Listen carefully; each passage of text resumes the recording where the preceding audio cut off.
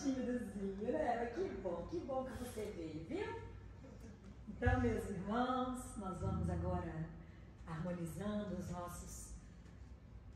nossos corações, desacelerando os nossos pensamentos. Vamos pedindo a Deus, nosso Pai amoroso, bem-vinda Maria, que conosco possa estar.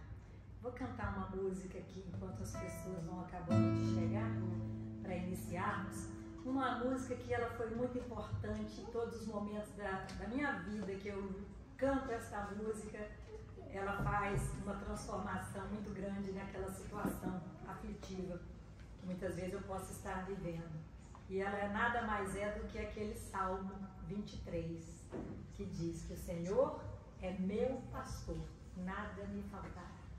Então, qualquer situação que nós estejamos vivendo, quando estiver difícil, que nós possamos lembrar desta frase, deste salmo: o Senhor é meu pastor, nada me faltará.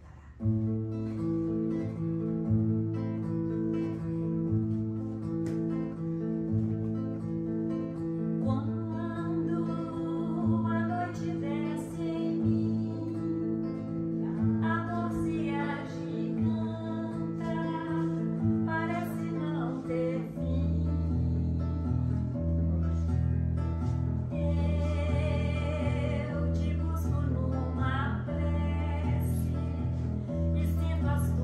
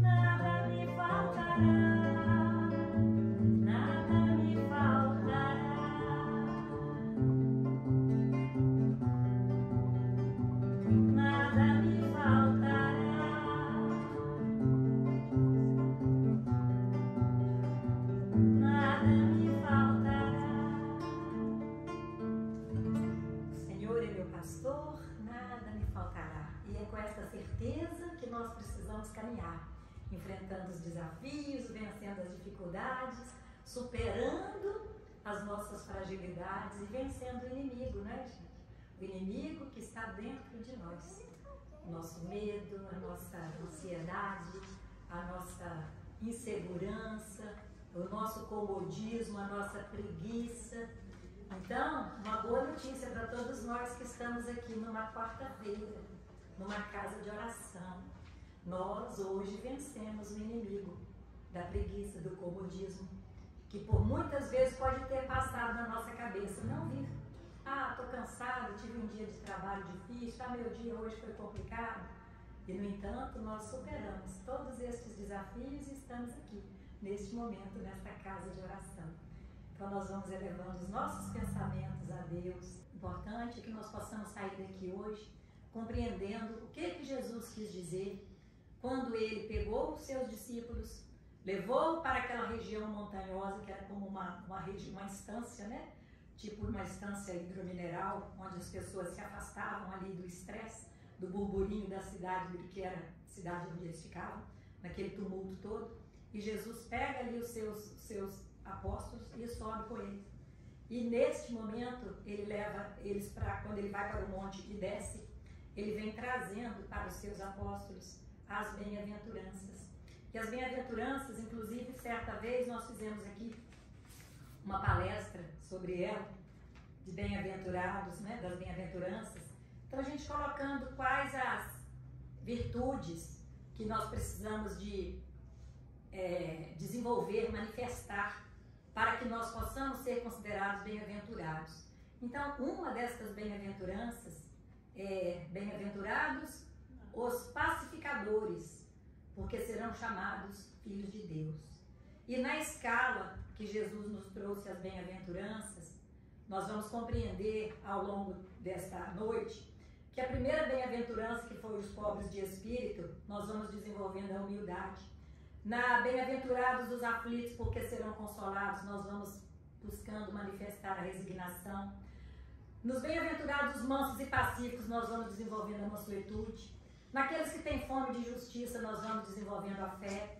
Nos que são misericordiosos, nós vamos desenvolvendo a virtude do perdão, aprendendo a perdoar. Nos puros de coração, nós desenvolvemos a espontaneidade da criança. E os pacificadores é a sétima bem-aventurança, onde nós vamos desenvolver o altruísmo. Compreendermos os nossos irmãos. A oitava é os que padecem perseguição por amor da justiça, onde já sublimamos ali no amor em ação, que é a caridade. Agora, por que nós temos a terceira bem-aventurança, bem-aventurados os mansos e pacíficos, e somente na sétima bem-aventurança nós temos os pacificadores? Então nós vamos compreender que para sermos considerados pacificadores, nós temos algumas virtudes que precisamos manifestar antes de sermos considerados pacificadores. Enquanto que para sermos mansos e pacíficos, apenas as três primeiras. Nós estamos ali desenvolvendo a humildade, a resignação, a mansuetude. Aí nós somos pacíficos. E vamos compreender no final por que quando nós estamos sendo pacíficos e quando nós finalmente conseguimos ser pacificadores. Então nós vamos começar com essa reflexão. Bem-aventurados os pacificadores, porque serão chamados filhos de Deus. E aí quando nós falamos da paz, né, nós vamos procurar saber então essa paz. Que paz é essa? Nós buscamos tanto a paz, nós queremos paz, mas que paz é essa, né?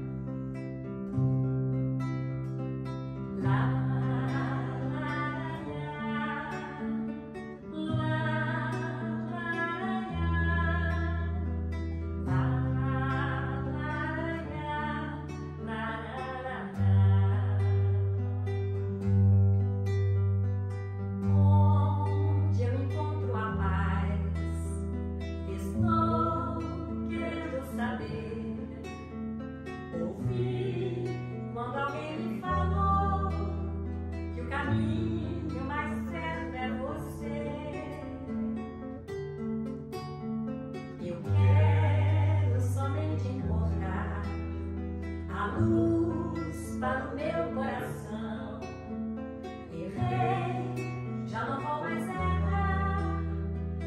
estou lhe pedindo perdão. Deus, eu preciso mais tempo aqui. Meu passado não posso lembrar. De agora em diante eu quero servir. E o presente viver só para amar. Como é bom a gente ter alegria para dar. A esperança renascer. E com Deus, com Jesus, caminhar.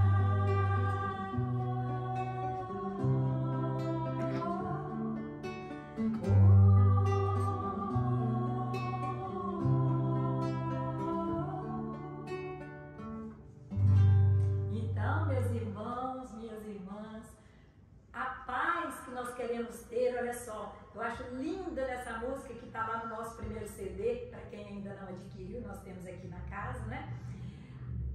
Errei, mas não vou mais errar. Isso é muito importante para nós não ficarmos nos martirizando com o erro do passado. Erro que nós cometemos quando nós não conhecemos Jesus ainda do jeito que nós já conhecemos hoje. Então nunca podemos nos esquecer que a culpa nos paralisa e não nos permite avançar no nosso progresso espiritual. Porque a culpa, ela nos traz o remorso. E o remorso, ele faz com que nós nos sintamos cada vez piores.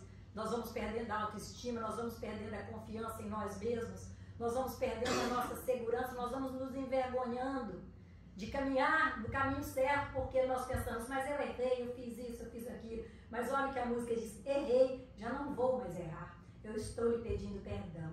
E aí nós lembramos daquele que, reconhecendo o seu erro, que foi Paulo na entrada de Damasco, quando ele viu Jesus, que Jesus se apresentou para ele, Paulo disse, Senhor, o que queres que eu faça?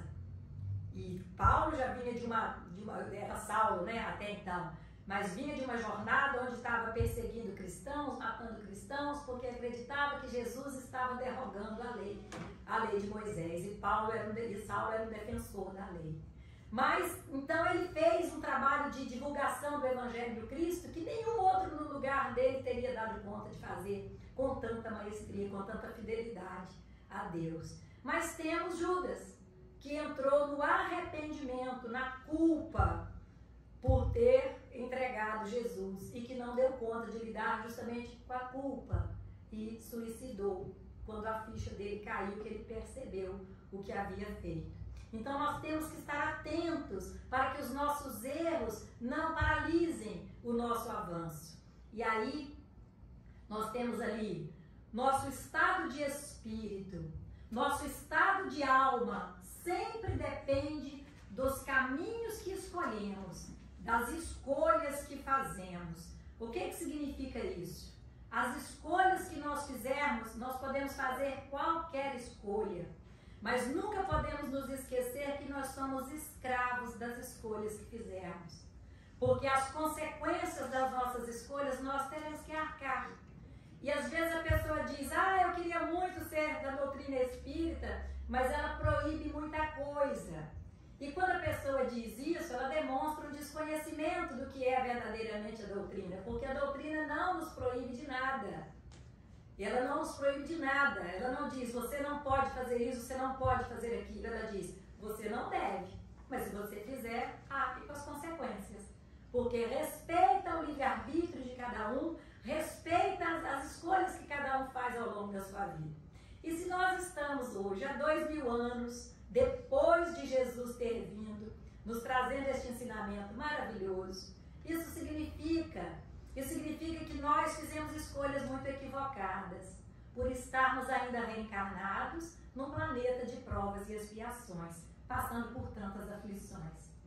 Então, nossa vida, ela não é uma ação para conosco, mas sim uma reação para conosco. A vida nos devolve o que nós mesmos ofertamos a ela. Nossa estrutura de vida é uma escolha nossa. Então, a doutrina espírita, ela abre os nossos olhos e nos mostra que não existe o culpado pelos nossos sofrimentos. Nós passamos por sofrimentos que são consequências de escolhas que nós fizemos. Não é o outro que é culpado pela minha infelicidade. Não é o outro que está me deixando aflito porque ele me deu um prejuízo. Ora, se ele me deu um prejuízo, eu fui negligente, eu confiei demais. Eu não cuidei de vigiar, eu não usei o que Jesus nos ensinou, dizendo que nós precisamos ser mansos como a pomba, mas sermos sagazes como a serpente. Nós confundimos simplicidade, ser simples com ser simplório. E Jesus, hora nenhuma, ele diz que nós precisamos ser simples, não, simplórios. Nós temos que ter simplicidade, mas não sermos simplórios. Então a doutrina, ela vai nos abrindo o olhar, porque aí quando você deixa de terceirizar o seu sofrimento, a sua dor, a sua aflição, você passa a ser responsável por si mesmo, pelo seu destino. Você passa a ser senhor do seu destino. Então eu escolho o caminho. Se o caminho que eu escolhi foi equivocado, eu vou assumir o meu erro para que eu não erre mais e possa sair lá na frente refazendo a minha caminhada. Então nós sempre temos, né, dois caminhos, um caminho da paz, um caminho da violência. Nós temos aquela pessoa que fala assim, eu dou um boi para não entrar numa briga, mas dou uma boiada para não sair dela. E temos aquela outra que fala assim, eu não quero passar nem perto de briga, pelo amor de Deus, nem vem me falar em briga. Então isso é escolha. Uma pessoa me fecha no trânsito, ou às vezes até bate no meu carro indevidamente, eu tenho duas alternativas. Não é? Eu posso conversar pacificamente com ele numa boa para buscar o entendimento, ou eu já posso sair do carro dando murro, xingando e chamando para briga, porque amassou o meu carro, eu estou pagando a prestação dele ainda e tal, enfim. Escolha. Alguém torna uma xícara de café em você está saindo atrasado para o serviço, escolha. Você vai brigar, vai bater, vai xingar, ou você vai dar um jeito de ir lá, trocar de roupa e se apressar para poder cuidar da sua obrigação. Tudo são escolhas. Então, por que são escolhas? Porque se nós vemos aqui, qual que é a causa da miséria? A causa da violência. Para nós dizermos assim, fulano é violento, fulano é uma pessoa violenta. Qual que é a causa? Será que é a miséria? Vocês acham que a miséria é a causa da violência? Muito bem. Porque se fosse, toda pessoa na pobreza, toda pessoa na miséria seria violenta. E não é o que nós constatamos? Será a causa da violência a falta de acesso à educação? Eu creio que não, porque existem muitas pessoas violentas, muitos condenados, que são de um alto grau intelectual, né, de formados e de escolaridade, e são super inteligentes e graduados, mas são bandidos, não é? Então não é o acesso, não é a falta de acesso à educação. E vemos pessoas que saem muitas vezes de uma escola pobrezinha, lá no interior, mas que conseguem ir galgando ali os degraus com muito sacrifício e chegar a ser alguém na vida. Seria a falta de políticas públicas? Então a violência é porque não tem saúde, não tem educação, não tem como é que é o nome daquele negócio que eles fizeram agora, meu Deus? Saneamento básico, que estava até então como se o Brasil fosse um país pobre, né? E não é, que agora o saneamento básico está chegando às pessoas. Não, é por falta de alimentação. Então a violência é por falta disso tudo aí. Seria isso? Então a sociedade toda que vive nessa condição de não ter estas políticas públicas seriam pessoas violentas. Qual que é a causa da violência, então? Então, nós vamos vendo que estes elementos são fatores propiciadores que, se associados à índole, geram aspecto de violência. Pois a violência é uma decisão pessoal da mesma forma que a atitude de paz. Olha o que essa reflexão nos traz. Você está vendo ali, eu peguei uma imagem de um rapaz com os dois, um anjinho e um diabinho, não é sempre assim? Você tem um que está te incitando ao bem, hoje falando de forma figurativa, e o outro está te incitando a fazer o mal. E eu acho que, não sei se vocês conhecem essa história, é uma história verídica, de um rapaz que foi entrevistado, ganhou o prêmio Nobel, né, uma pessoa muito, muito destacada no meio científico, e um grande homem, uma pessoa ilustre, né? Uma pessoa, vamos dizer, reconhecida pelo mérito que ele teve diante dos trabalhos desenvolvidos junto à sociedade. E aí entrevistou a ele perguntando como que ele tinha chegado àquele ponto, sabendo que a origem dele era de uma família muito pobre, cujo pai batia na mãe, batia nos irmãos, e era uma família assim, totalmente sem estrutura. O pai bebia muito, ele passou a infância dele com o pai embriagado, e ele teve que sair de casa muito cedo até para não sofrer os abusos que o pai fazia com os irmãos, etc. Então ele decidiu que ele não queria repetir essa situação nunca com os filhos dele, ele queria ser alguém na vida. E ele se empenhou para estudar e tal, chegar onde chegou. E aí falou, né, que os irmãos, na época ele mais o irmão se separaram porque teve que os filhos saírem distribuídos para outras famílias, enfim. E aí foi entrevistado um preso que estava condenado na cadeia, que era um cara muito violento e que tinha saído para a saidinha que sai de Dia das Mães, Dia dos Pais, aquela saidinha, aquele benefício que tem, e ele cometeu outro crime. E aí voltou para a cadeia. Então foi perguntar para ele por que ele tinha chegado nesse ponto de tanta violência na vida dele, de tantos crimes, de tantos assassinatos nas costas dele.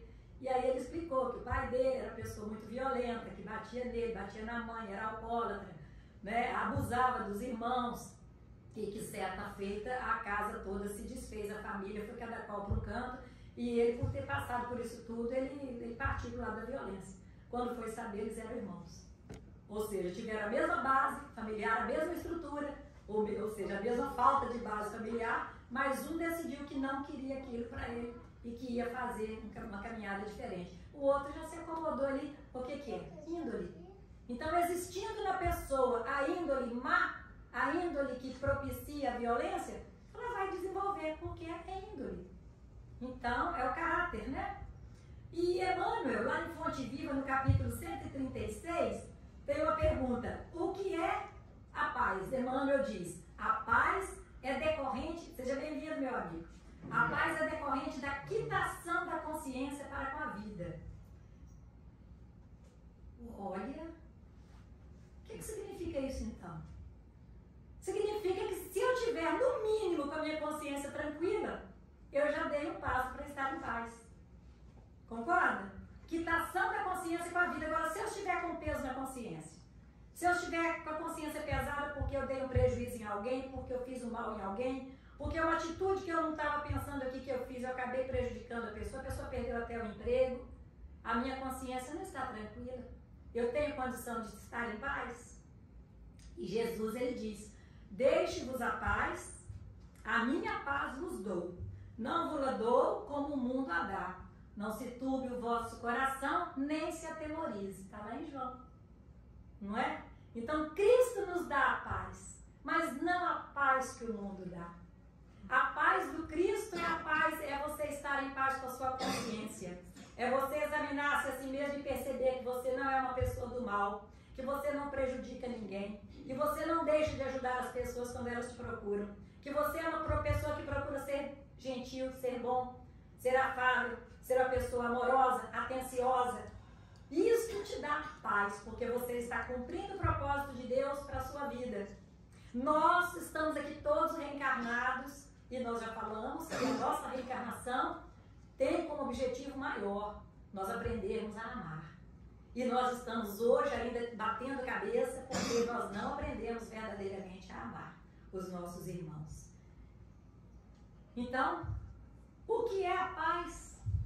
Na ausência de quaisquer conflitos, eu posso não estar em paz se minha consciência não estiver em paz para com a vida. E no auge de todos os conflitos, eu posso estar em paz se minha consciência assim acreditar. Se eu me sentir em paz comigo mesmo, eu estarei em paz com o mundo. O que significa isso? Quem lembra daquela música linda dos franciscanos, né? Do irmão Francisco e Frei Leão, da perfeita alegria? Quando ele diz: se nós tivermos a graça de Deus de pregar o Evangelho e a cruz, e por obras e exemplos pudermos levar a Jesus. Então, isso não é a perfeita alegria. E se falássemos todas as línguas com o dom de bem comunicar, não é? Transformando os reinos da terra em reinos de paz, e se soubéssemos toda a ciência e as grandezas do céu e do mar, isso também não é a perfeita alegria. E Francisco de Assis fala para Frei Leão, justamente naquele momento crucial que ele estava, sem conseguir entrar no seu mosteiro, na neve, sob a noite a neve que cai, e eles ali com fome, com frio, cansados. E ali Francisco explica para Frei Leão, se nós passarmos por este momento, pensando que pode ser uma situação que Deus nos coloca, que passando por esses desafios nós estamos imitando Jesus, que também sem nada dever foi pregado na cruz. E nós conseguimos manter a nossa paz. Isto sim é a nossa perfeita alegria. Então não é a ausência de conflitos, não é a ausência de problemas que nos dá a paz. Muitos estão sem problema nenhum e estão tomando antidepressivos, tomando remédio para dormir, remédio para acordar, né, remédio para andar, porque não estão dando conta de encararem a si mesmos. E ainda em João Jesus diz: tenho-vos dito, para que em mim tenhais paz. No mundo tereis aflições, mas tende bom ânimo, porque eu venci o mundo. Gente, essa frase de João, ela é tão linda. Gustavo, olha o que a tia Abelha vai falar aqui agora. Sabe o que acontece? Quando Jesus falou assim, ó, não fica com raiva, não briga com o amiguinho, não chora, porque ele falou assim, eu passei por isso tudo e fiquei tranquilinho porque Papai do Céu cuidava de mim. Então Jesus sabia que Papai do Céu estava cuidando de tudo. E sabe o que ele fez? Entregou nas mãos de Papai do Céu. Aí você tá com soninho, não tá? Deita no colinho da mamãe aí, pode dormir, tá bom? Então, quando Jesus disse, no mundo tereis aflições, mas tende bom ânimo, porque eu venci o mundo, Jesus está dizendo que nós não podemos desanimar. Na semana passada eu trouxe para vocês exatamente isso, que Deus, quando nos falta coragem para enfrentarmos os nossos problemas, para vencermos as nossas dificuldades, Ele não nos ajuda. Ele não nos ajuda. Porque Ele ajuda quem está se ajudando. Não tem como Deus ajudar quem não se ajuda. Então não vou contar de novo, pela 28ª vez, a história do homem do carro atolado. Prometo que eu não vou contar. Mas você ficar ali só esperando que a ajuda venha do céu, não é isso que Deus quer. Então Ele ajuda aquele que não para o movimento da vida. Então no mundo tereis aflições. Continue trabalhando, continue orando, continue servindo, continue levando alegria ao próximo, continue ajudando. Mas tenha de bom ânimo, porque eu venci o mundo. E aí, paz então não é ausência de conflitos, mas é a habilidade para lidar com eles. Paz não é ausência de problemas, mas é atitude ante os problemas. Não é assim que a gente fala? Não é o que te acontece. É o que você faz com o que te acontece que faz toda a diferença. Porque nós passamos por problemas muito semelhantes com os nossos irmãos, com os nossos companheiros. E, no entanto, cada qual age de um jeito. Tem pessoas que têm ali um câncer de pele e entram em parafuso porque agora eu vou morrer, porque comigo, e o estado emocional dele é tão negativo que ele acaba realmente até morrendo por aquele câncer de pele, de tanto que ele rejeitou aquela situação, de tanto que ele foi intolerante com aquela situação ao invés de buscar o auxílio. E vemos outros ali com câncer, às vezes até com alguma metástase, mas que ele vai e faz a radioterapia, faz a quimio e faz a cirurgia, vai dar, não, porque eu vou vencer, porque eu vou... Ou seja, a proporção do problema infinitamente maior do outro irmão que, crendo em Deus, que tendo fé, acreditou que poderia se curar. E o outro que por uma coisinha pequena transformou numa tempestade, né? Então a paz do mundo, gente, ela não tem onde começar a não ser em mim mesmo. Se eu sou uma pessoa de paz, por onde eu chegar, eu estarei em paz. Se o outro me provocar, se o outro vier com agressividade comigo, o problema é do outro. Se o outro está nervoso e me respondeu mal, quem está mal é ele, não sou eu estou bem. Se o outro me tratou com desdém, o desdém fica com ele, isso não faz diferença para mim. Eu não vou tratá-lo mal por isso. Porque o tempo inteiro nós vamos responder pelo que nós fizermos e não pelo que fizerem conosco.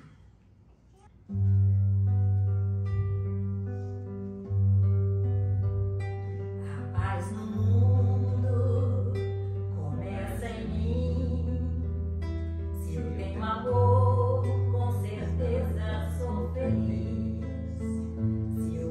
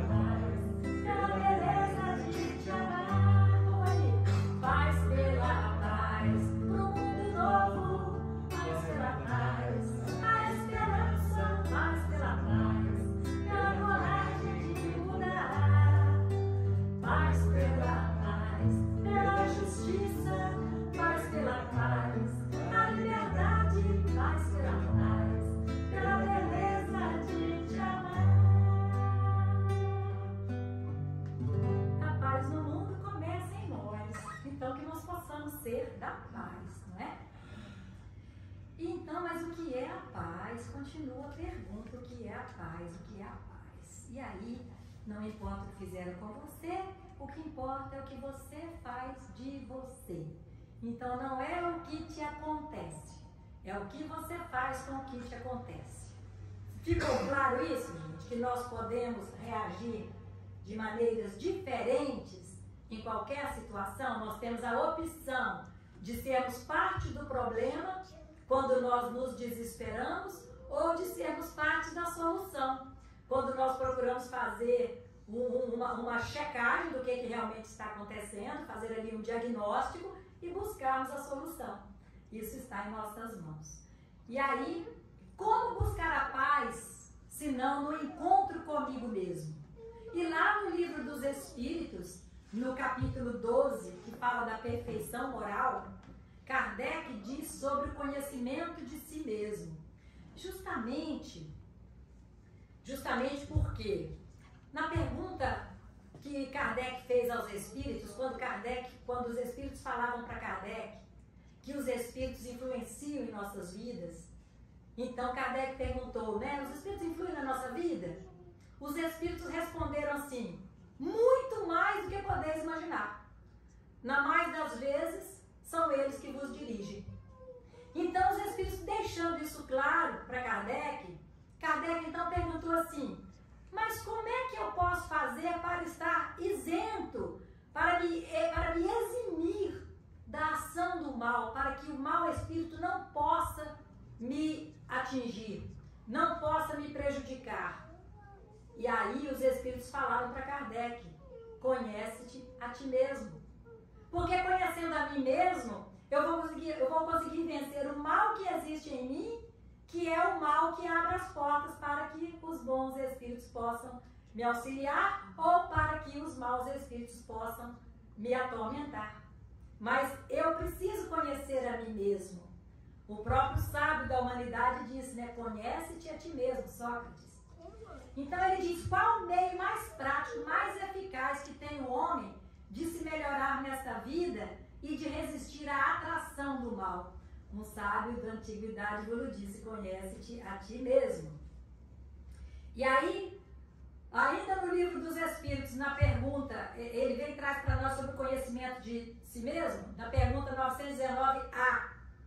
Conhecemos toda a sabedoria desta máxima, porém, a dificuldade está precisamente em cada um conhecer-se a si mesmo.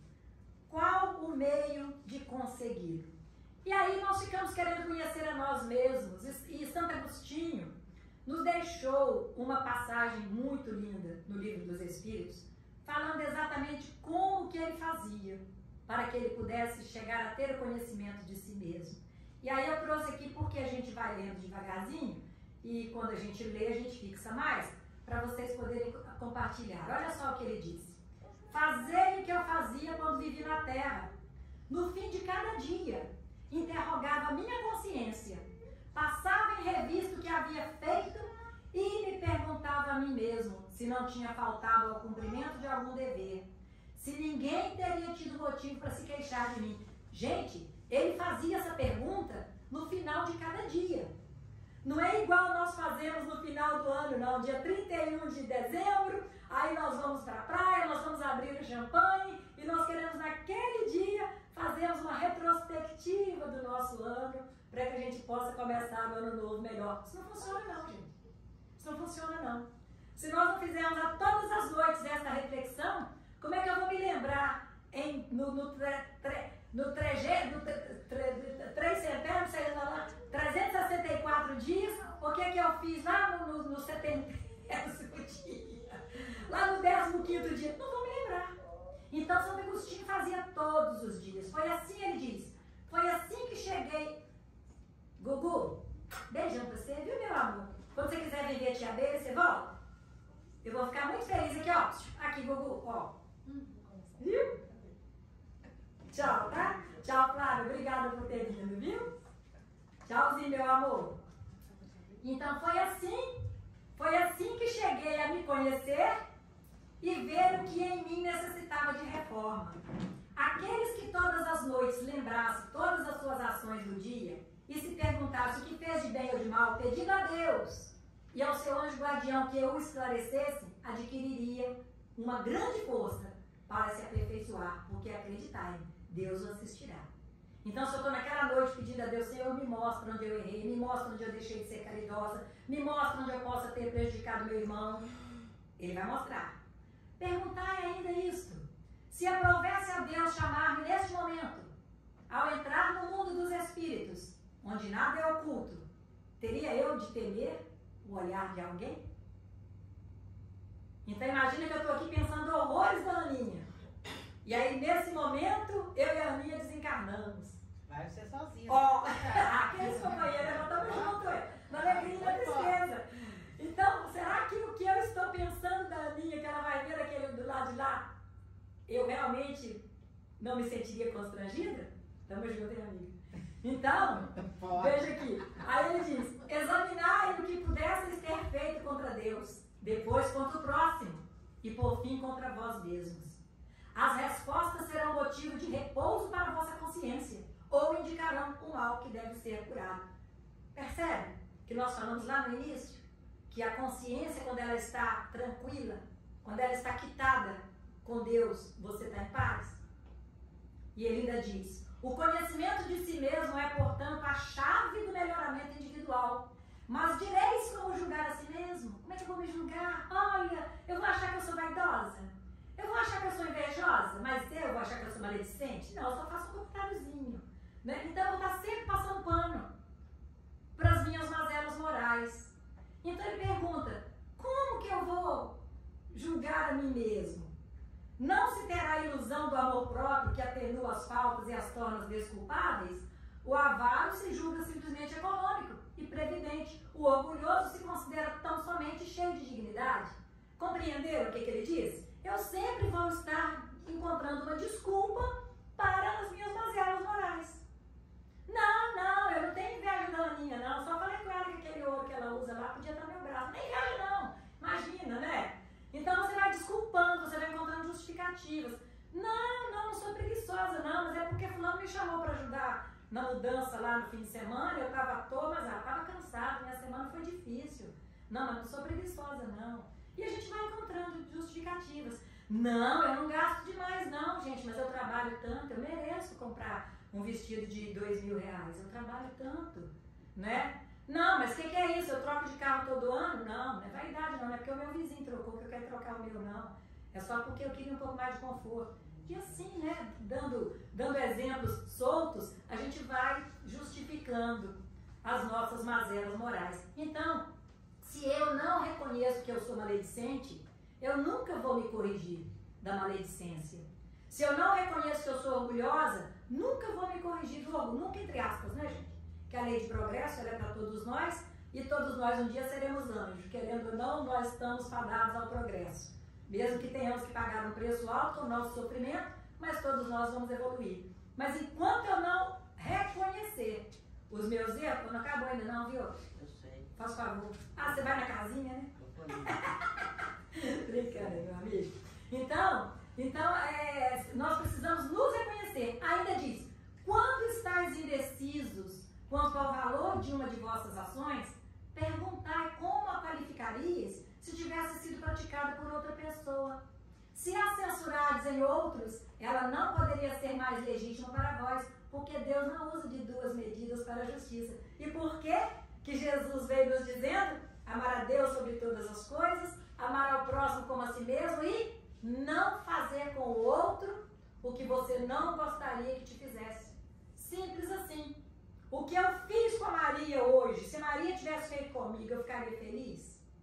A forma como eu respondi a Silvinha, nossa, será que se a Silvinha me respondesse desse jeito, eu ficaria feliz? E aí, ao longo do dia, eu vou fazendo aquela recapitulação e vou percebendo com quem eu deixei de ser caridoso, com quem eu fui intolerante, com quem eu fui áspero no falar. E eu posso ter, sim, magoado. Talvez eu falei algo com a Betsy que ela estava tão bem que ela nem levou em conta que eu dei uma má resposta nela. Mas ela pode estar passando por um momento difícil, uma fragilidade dela mesma, e ela vai se sentir muito mal com aquela má resposta que eu dei nela. Magoei desnecessariamente. Então, por isso, conhece-te a ti mesmo. Porque sem me conhecer, eu não tenho como fazer nenhum movimento para me melhorar. Não negligencieis a opinião dos vossos inimigos, porque eles não têm nenhum interesse em disfarçar a verdade. E geralmente Deus os colocou ao vosso lado como um espelho, para vos advertirem com mais franqueza do que eu faria um amigo. Não é assim mesmo? O inimigo, ele joga na cara o que a gente muitas vezes não quer ouvir, né? E o amigo, às vezes, não é tanto assim, não, você está bem, você está tranquilo. Quando, na verdade, nós precisamos de observar. Porque Chico, quando ele estava naquele período lá sendo caluniado, difamado, por aquele episódio da revista Manchete e Cruzeiro, que o Davi Nasser, né, foi fazer uma entrevista falsa com ele lá, como se fossem dois jornalistas americanos, eles queriam colocar Chico numa situação vexatória. Voltei, viu, Malicícia? Muito bem, você foi beber água, né? Aqui, mas Jesus me ama e te ama também, tá? Porque um dia todos nós seremos anjos. Nós cantamos isso semana passada. Não conhece. Me ama porque não me conhece? Não. Ai, gente, que falta de caridade. Ela tá fazendo bullying comigo aqui, Mas sabe? tá me matando também. Então, nós temos aqui que olhar o seguinte. O que Emmanuel falou quando o Chico foi reclamar? Chico, estão me difamando, estão me caluniando, estão falando horrores de mim. Emmanuel disse, olha Chico, se o que falam de você é verdade, então você repense suas atitudes e se corrija. Agora, se o que estão falando de você não é verdade, então não se importe. Porque se nós formos darmos ideia para tudo que os outros falam de nós, nós ficamos loucos. Porque nem o Cristo conseguiu agradar a todos. Então nós temos que estar em paz com a nossa consciência e preocupados com o que Deus está pensando de nós naquele momento. Como que está o nosso comportamento perante Deus, que é o único a quem nós devemos satisfação.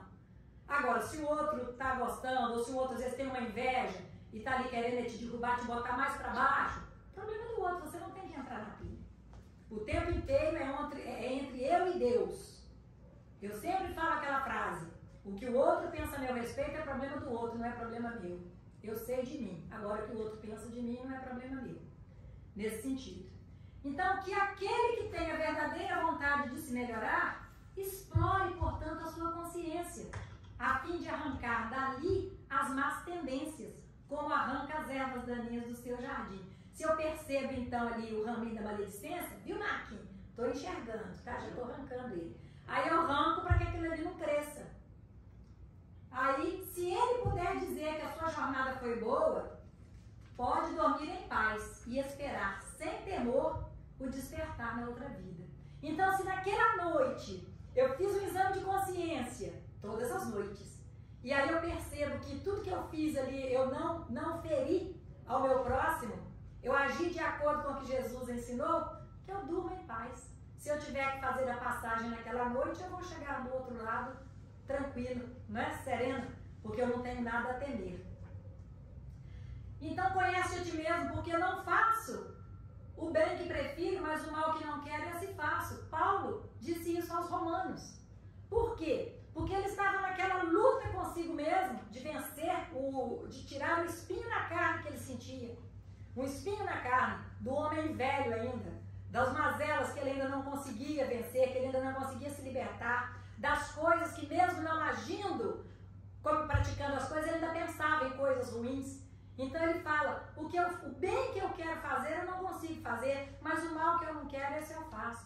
É mostrando a nossa jornada, a nossa transformação moral, depois do nosso despertar de consciência, ela é cheia de altos e baixos. Nós estamos aqui hoje numa casa de oração, nós estamos buscando o esclarecimento que a doutrina nos traz, mas nós vamos errar tanto ainda, nós vamos cair tantas vezes, nós vamos entrar em tantas armadilhas, nós vamos capotar tanto ainda na nossa estrada, na nossa jornada. Mas o que é importante? É que onde nós erramos e nós reconhecemos ali o erro, que nós não erremos mais naquele ponto, mas erraremos em outro. E é assim que a gente vai crescendo e quebrando a cara e aprendendo. Mas é aquela música maravilhosa, né? Eu lembro dessa música. Vou falar que é porque a mamãe cantava, né? Porque eu já era bem grandinha e conhecia, não. Quando ela diz assim, reconhece a queda e não desanima. Quem sabe ela já passou de 50. Eu não conheço. Reconhece a queda e não desanima. Levanta, sacode a poeira e dá volta por cima. Não é sua mãe, né? Então essa música é fantástica, porque a gente tem que reconhecer que errou. Como disse a música, errei, já não vou mais errar. Estou te pedindo perdão. Então errei, Senhor, pisei na bola. Aqui eu não piso mais na bola, aqui eu não erro mais. Vamos em frente que tem outras quedas para a gente cair e levantar de novo. Levantar, sacudir a poeira e dar a volta por cima. Não importa o que fazemos ou não fazemos, mas por que fazemos ou deixamos de fazer. Entende? Por que eu não fui na casa de oração na quarta-feira? Porque eu sabia que lá tinha palestra, tinha o evangelho. Ah, eu não fui por preguiça. Triste, né? O inimigo te venceu. Por que eu fui? Tive um dia difícil, um monte de problema em casa, problema no trabalho, problema no trânsito. Parabéns, você veio porque você venceu o inimigo. Você não deixou o desânimo tomar conta, o cansaço tomar conta. E é assim, Jesus disse, vigiai e orai sem cessar. E esse sem cessar é o tempo inteiro nós estarmos ali prestando atenção nos nossos pensamentos. Sueli Caldas, naquele livro Mentes Interconectadas e Poder de Atração, ela começa o livro dizendo assim, diga-me o que pensas e eu te direi com quem andas. Então, todas as vezes que nós estivermos pensando coisas que nos afastam do caminho reto, que nos afastam do Cristo, nós estamos ali com pensamentos sugeridos por irmãozinhos que querem nos desviar da nossa caminhada. É assim. Mas eu preciso me conhecer para que eu possa reconhecer que aquele pensamento não é meu. Aquele pensamento está sendo sugerido. Se eu não me conheço, eu nem sei, eu começo a brigar com meu marido, queridinho, meu bem, a gente não briga não, né? A gente só discute, assim, troca umas ideias, né? Aí eu começo a discutir e de repente me vem uma ira, uma raiva, estou furiosa e eu nem percebi que o que eu comecei ali como uma discussão boba, eu acabei atraindo irmãozinhos, talvez inimigo dele, inimigos meus, que queriam ver a confusão no lar e ali se infiltraram através da minha invigilância para que a briga tomasse uma proporção absurda por uma coisa tão boba. Quantos casos nós vemos desse jeito? Sintonia, né? Então, conhece-te a ti mesmo. Um dos processos para o autoconhecimento, para uma vida em equilíbrio, vida em paz, é no convívio com as pessoas. No convívio com o semelhante, eu me vejo como sou. Né? E principalmente no convívio na família. Porque na família, praticamente, nós não usamos máscaras. Na família, nós somos o que somos. Dificilmente você vê alguém com aquela preocupação de na família falar assim, faça para mim, por favor, dá licença. Ô, fulano, muito obrigada. Ai, desculpa. Né? Na família, a gente trata mais ou menos no casco. Mas com os de fora, a gente é todo gentileza. Então, é no relacionamento com o outro que a gente vai se conhecendo. E só para poder consolar quem está tendo problema de família, tem alguém aqui com problema de família? Imagina, gente, isso não existe, né? Ninguém evolui convivendo com anjos. É o caso da Darli. Hã? Darli, você está fadada à noiva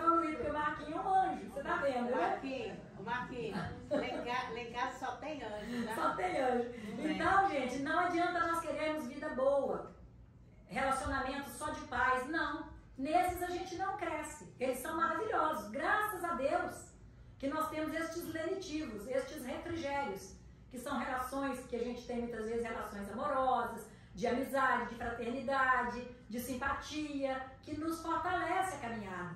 Mas eles só nos afagam ali, né? Minimizam um pouco o nosso sofrimento na jornada. Mas o que verdadeiramente nos impulsiona a crescer são os espinhos. São os relacionamentos difíceis. Oi? O Jânio que diga. O Jânio que diga? Não, o Jânio é o mais feliz do Vale do Aço, menino. Que isso? Eu sou uma santa. O bom dele é que já está com a entrada no céu. Garantido. Bullying. Gente, ele está fazendo bullying comigo aqui o tempo inteiro. Nada. Ó, então a gente vê assim que o relacionamento com as pessoas é o mais difícil. Por quê? Porque é justamente no relacionamento que nós vamos nos conhecendo. Quando nós somos intolerantes, que a pessoa não pode falar nada, a gente já está dando uma resposta. Quando nós não sabemos perdoar, porque a pessoa às vezes comete um erro e a gente fica jogando aquele erro na cara da pessoa o tempo inteiro. Olha bem, então eu estou reconhecendo que eu não perdoo, como Jesus ensinou. E assim, lá no céu e inferno, Kardec fala, no capítulo 7, lá das penas futuras, segundo o Espiritismo, no Código Penal da Vida Futura, de quem que depende a minha felicidade? Kardec diz, olha, toda falta que se comete, todo mal praticado, é uma dívida contraída e que tem que ser paga. Se não for nesta existência, será na próxima ou nas seguintes, porque todas as existências são solidárias entre si. Aquilo que se paga na existência presente não será cobrado na seguinte. E sempre eu gosto de dar um exemplo, até no estudo ontem nós falamos isso, né, Aninha? Você está ali numa situação, um casamento que às vezes está te destruindo. Um casamento que, ao invés de você estar ali quitando seus débitos, você está contraindo mais. Casamento de agressividade, de violência, de falta de respeito, muitas vezes até de adultério. Então você está ali naquele casamento conturbado, mas está mantendo, né? Não, eu tenho que continuar casada porque se eu reencarnei com ele é porque eu preciso terminar com ele. Não é bem assim, gente. A doutrina espírita, ela não abona o casamento onde as pessoas estão sendo infelizes. Por quê? Se eu cheguei num ponto de ter aquela vontade até de quase matar a pessoa, eu estou chegando num ponto que isso pode vir a se concretizar, não pode? Então eu vou e paro ali, a gente se separa. A minha relação, esses dois espíritos terminaram ali uma relação, interromperam ali uma relação, naquele ponto de intolerância aí um com o outro, tá certo? Vão voltar a se reencontrar? Sim, não se sabe quando, nem em que condições, mas no mesmo ponto que deixaram para trás. Pode vir como pai e filho, pode vir como sogra, pode vir como irmão, pode vir como cunhado, mas alguém que estará ali próximo a você, naquela mesma condição, para que você possa, então, buscar, reparar, ressignificar o relacionamento. Compreenderam? Isso aí ficou claro? Não é que eu terminei o meu casamento e eu tenho que voltar tendo o outro como meu marido de novo. Não. Nós voltaremos a nos relacionar, mas numa condição diferente, porém, com os débitos ali presentes para que a gente possa resgatar novamente. Então, no livro dos Espíritos, lá em Caracteres da Lei Natural, de quem depende a minha felicidade? Primeiro que Kardec pergunta, o que se entende por lei natural? E os Espíritos dizem, a lei natural é a lei de Deus, é a única verdadeira para a felicidade do homem, indica-lhe o que deve fazer ou deixar de fazer. E ele só é infeliz quando dela se afasta. Então, todas as vezes que nós estivermos passando por uma dificuldade, vamos perceber que nós fizemos alguma coisa que nos afastou da lei de Deus. No mínimo, nós estamos ali muitas vezes esquecendo de fazermos a nossa prece, né? De fazermos a nossa conversa com Deus pedindo ajuda, pedindo força, pedindo coragem para poder vencermos aquela dificuldade. Já falamos muito sobre a prece, que se nós pedirmos, nós vamos obter. Foi o tema da semana passada, não é? Mas então você pede força para suportar aquela situação, você pede sabedoria para tomar a decisão que você tem que tomar. E assim nós vamos então vencendo as dificuldades. Então, de quem depende a minha felicidade? Aí, vou cantar para vocês uma música foi uma pérola. Na verdade, até Almir Sater e Renato Teixeira, eles dizem que isso foi um presente mesmo dos céus para eles, porque eles fizeram essa música com menos de 1h30. Uma pérola dessa, um dos maiores tratados da filosofia que nos trouxe através dessa música tão linda. Porque, olha, vamos ouvir essa música procurando nos colocar em cada sentença dela, em cada frase, em cada nota musical, para perceber o quanto que isso tem de verdade em nós. Nós precisamos ir por aí, andar devagar, sem muita pressa, né?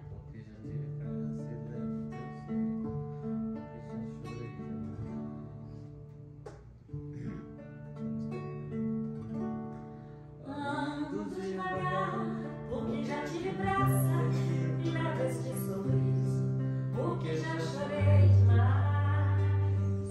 Olha ele hoje me sinto mais forte, mais feliz, quem sabe, eu só levo a certeza de que muito pouco eu sou. Desta música, nós ainda temos dúvida?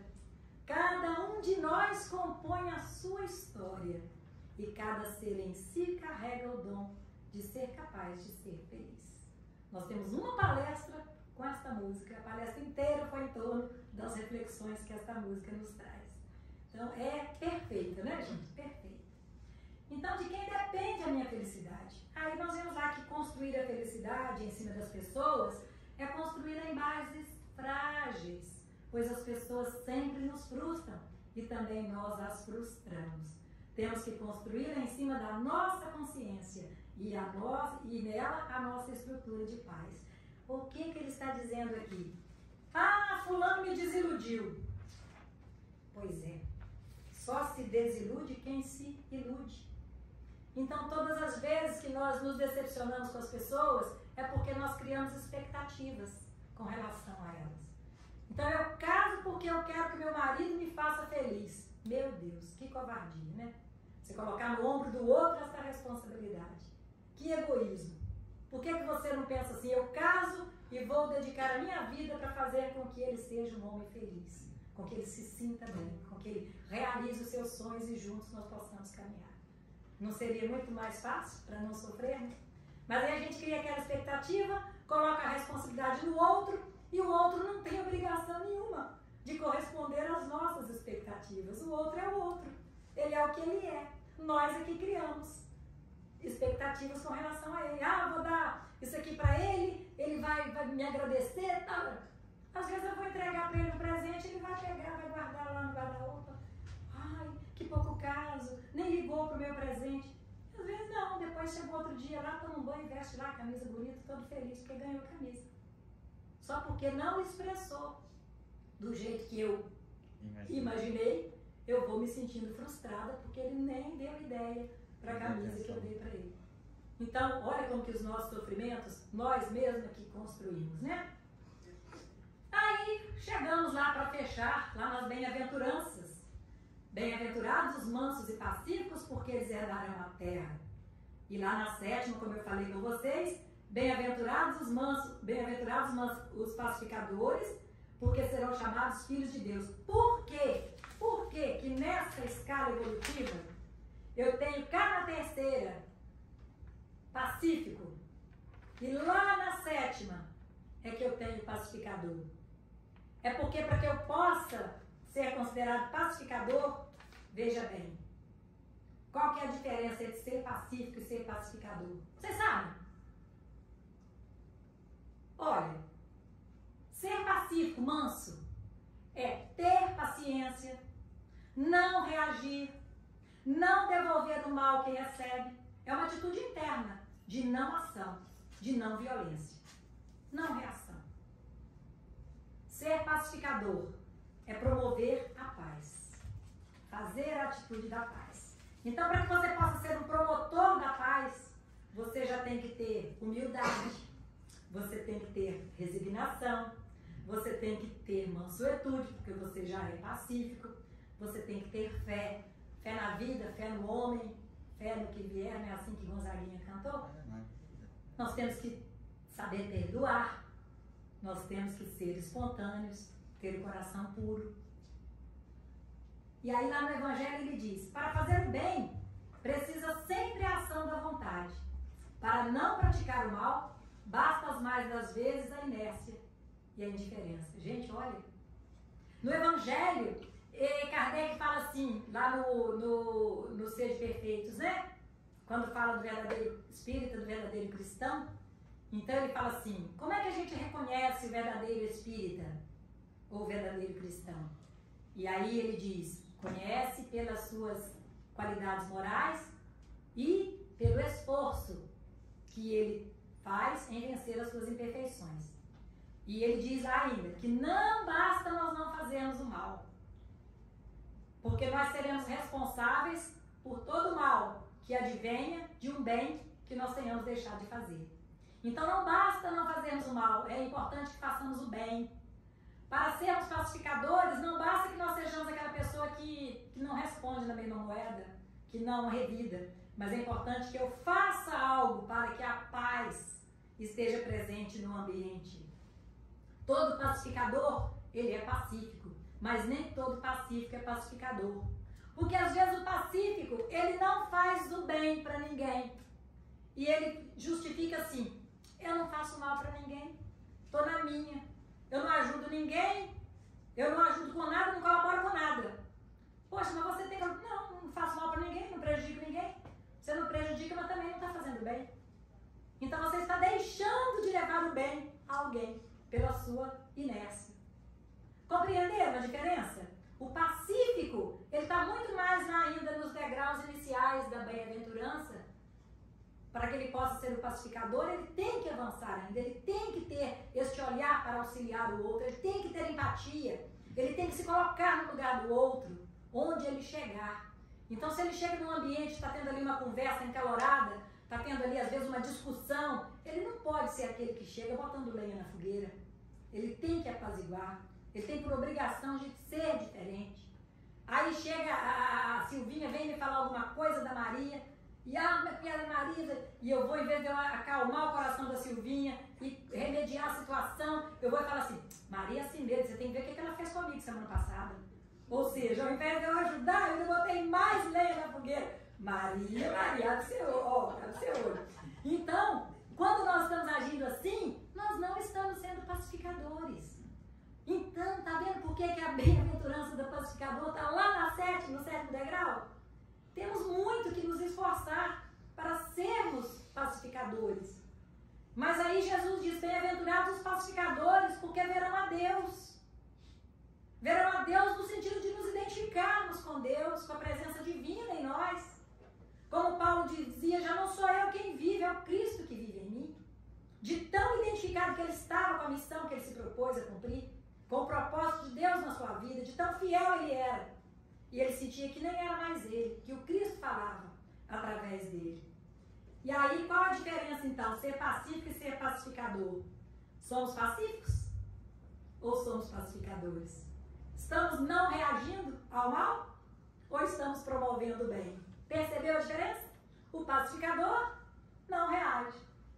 O pacífico, né? E o pacificador promove o bem. Então, se Silvinha vai falar, eu falo assim, ô Silvinha, Maria deve estar passando por tribulação, está com problema em casa certamente, não estava muito bem, releva. Eu garanto que isso que ela falou com você não foi de coração, né? A consciência pesou tanto que ela está pedindo até perdão lá, tá vendo?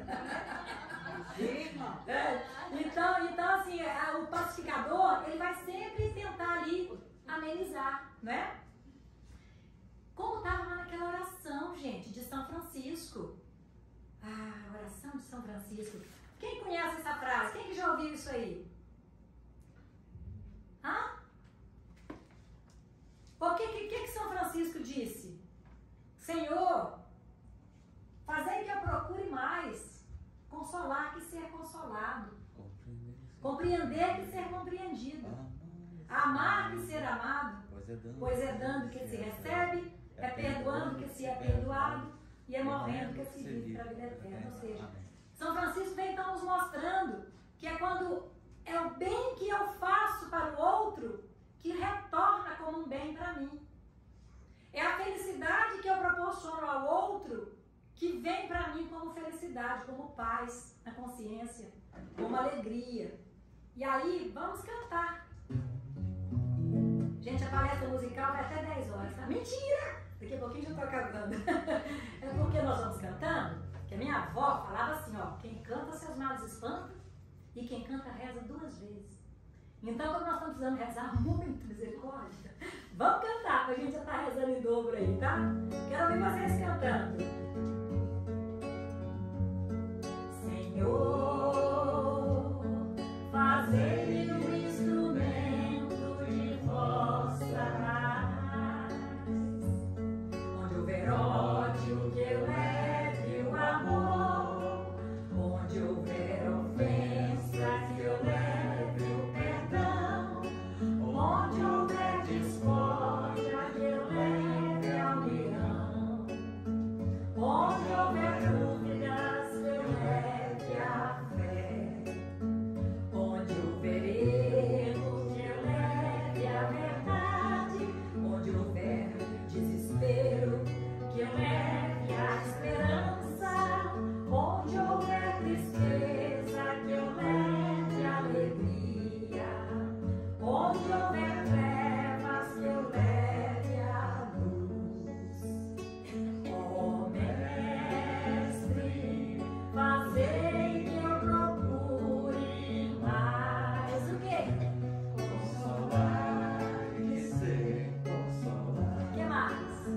Compreender que ser compreendido. E ainda?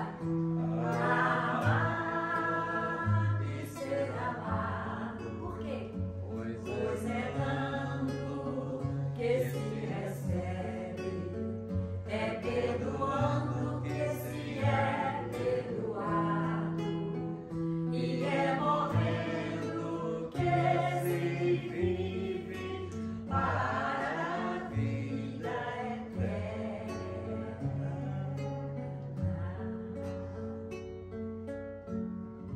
Então Francisco de Assis, ele veio nos mostrando o caminho. Nós precisamos consolar, nós precisamos perdoar, nós precisamos amar. E assim nós estaremos sendo consolados, sendo amados, nós estaremos sendo auxiliados. Porque Deus, ele auxilia a criatura através das criaturas. E é o bem que eu faço ao outro que vai me fortalecendo, como Emmanuel disse, o bem que você faz, ele será seu advogado em qualquer lugar do universo que você se encontrar.